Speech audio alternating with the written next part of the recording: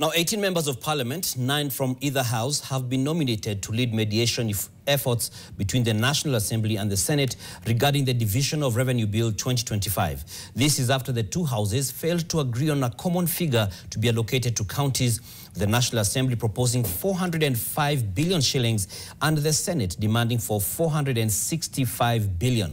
Ibrahim Karanja reports. The National Assembly is proposing a 405 billion shilling allocation to counties for the 2025-2026 financial year, but the Senate is hearing none of this, instead making a proposal for 465 billion shillings as the amount that should be channeled to the devolved units. In light of this standoff, an 18-member mediation committee has been established to unlock the deadlock and find a middle ground. But even before the committee, that comprises of 9 members each from the two houses, starts its official business, signs that it will not be a walk in the park are all too clear. Because we will go to the table and demand 465, and we will show the justification. The figure of 465 is way above anybody's expectations. Even those in the Senate who have proposed that figure, no, it is not realistic. The two leaders insist that the figures that each of the two houses is proposing are founded on data based on the needs of the budget and the expected revenue. Because for instance, if you went for a figure of 465, it means you have got to get another 60 billion shillings. That is not there.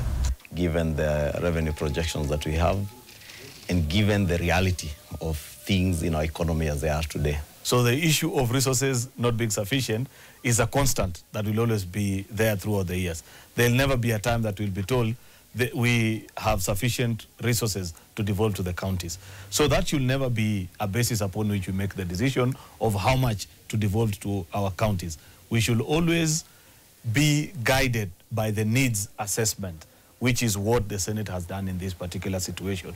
We have looked at the request from county governments, taking into consideration inflation, additional levies like the housing levy and share contributions. As the discussion begins amongst stakeholders, the fate of operations at the counties hangs in the balance.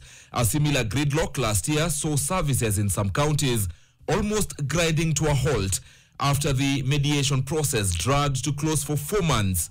A situation that was worsened by the rejection of the 2024 finance bill that forced Treasury to relook into the budget. Ishungwa and Cheruiyot affirm that such an extended gridlock is what this early mediation is intended to cure.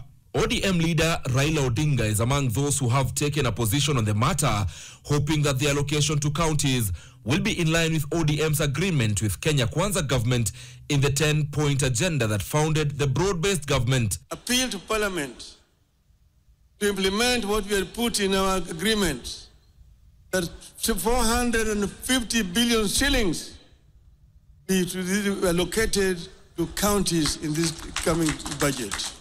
We have tabulated and shown point by point, and want to ask our colleagues in the National Assembly that please, for the very first time, bear with us and understand where we're coming from. We are all supporters of devolution, and we all want to support devolution, but it must be rationalized within our means. The members named in the mediation committee for the National Assembly are Samuel Atandi, Owen Baya, Robert Pukose, George Karaoke, Marian Kitani, Christopher Aseka, Lea Sankaire, Naisula Lesuda, and Zamzam Mohammed.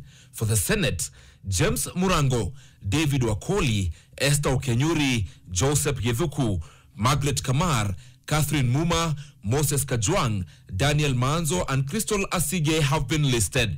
As the Division of Revenue Bill once again threatens to lead to another deadlock in 2025, it is clear that the country is grappling with the ongoing challenge of balancing the country's tough financial realities with the ever-increasing demands from county governments.